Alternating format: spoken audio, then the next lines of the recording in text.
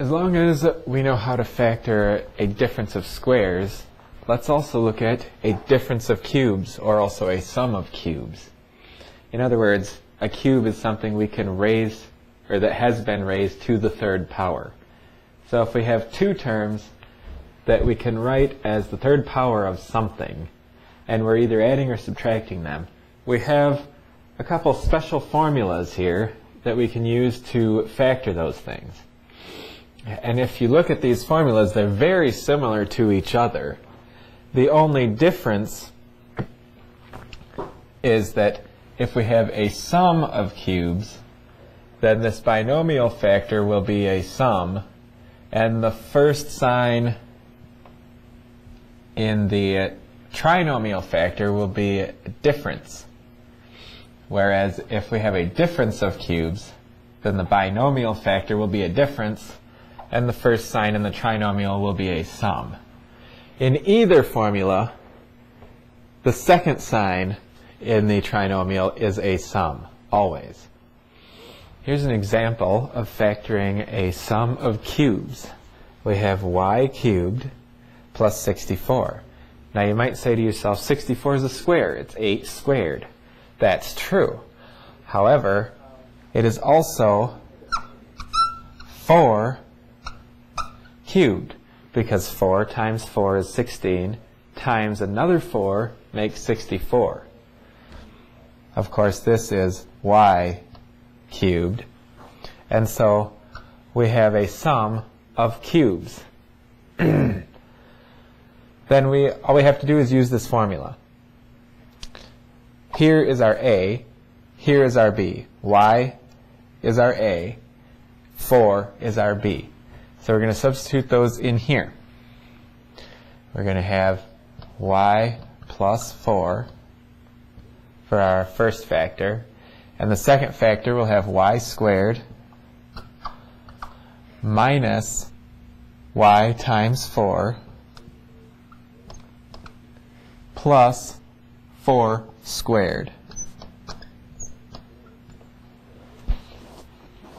And then we're essentially done, but we want to simplify this polynomial.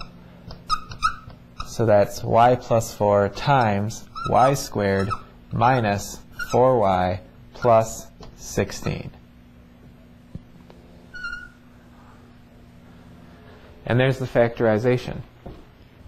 Notice that we have to have a plus here and a minus here. Okay, a plus in the first factor and a minus in the second factor, because if you were to multiply this out, that is what is going to give us the cancellation, so that our y squared term and our y term drop out, and we're just left with a y to the third and a constant. Just like when we had a difference of squares. We had to have one plus and one minus to get the middle term to cancel out. Here's an example of factoring a difference of cubes.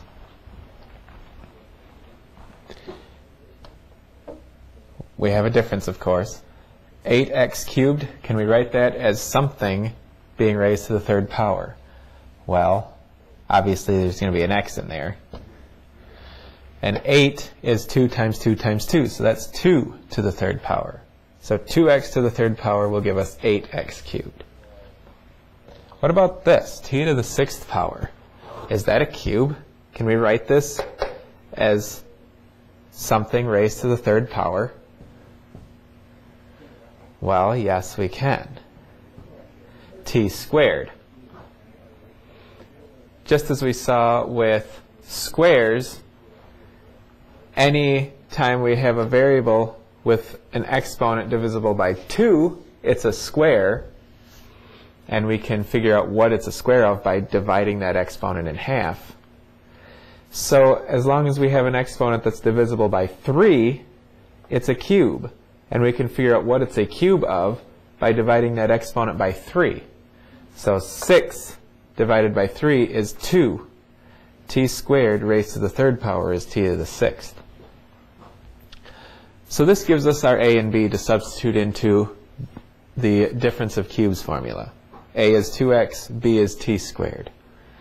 So we'll have 2x minus t squared. Notice the binomial factor has the same sign, the same operation as the cubes do.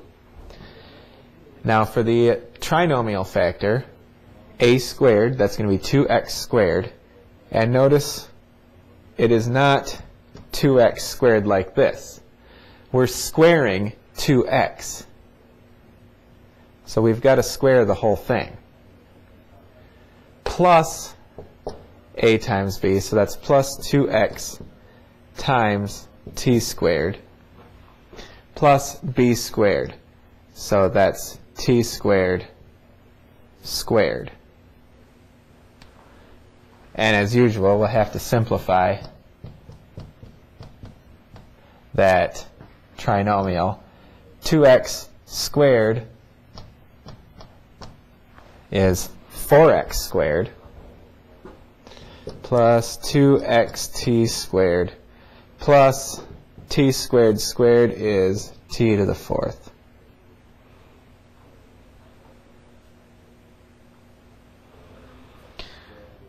One comment about this 2x minus t squared. It's a difference, and there's a square here, but this 2x is not a square. So we're not going to be able to factor this as a difference of squares. Okay? We're just going to leave it like this. We've now seen three special types of binomials that we can factor. We've seen just now a sum of cubes or a difference of cubes. Before, we saw the difference of squares. But what about a sum of squares? Is that factorable? Well, let's look at x squared plus 9. If you think back to what we did to factor the difference of squares before we introduced the formula, we thought of adding in that 0 middle term. If we try and factor this like a trinomial, we need a pair of factors of 9 that add up to 0. Well, we can factor 9 as 1 and 9. The sum is 10. We can factor 9 as 3 times 3, and the sum is 6. And then we could also do the negative of each of those. But those are the only ways to factor it. And none of those adds up to 0, which means this thing cannot be factored. It is prime. And so, that's generally going to be the case. If you encounter a sum of squares, that typically will be a prime polynomial that cannot be factored.